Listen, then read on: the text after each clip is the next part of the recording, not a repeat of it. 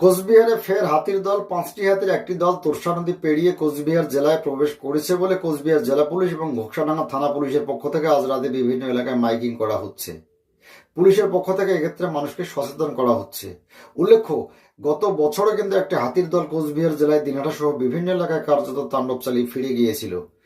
এবার ফের জেলায় হাতির দলের আগমনের বার্তা।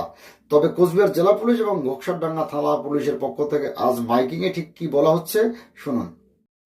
ও এতদ এলাকার আপামর জনসাধারণকে একটি সতর্ক বার্তা।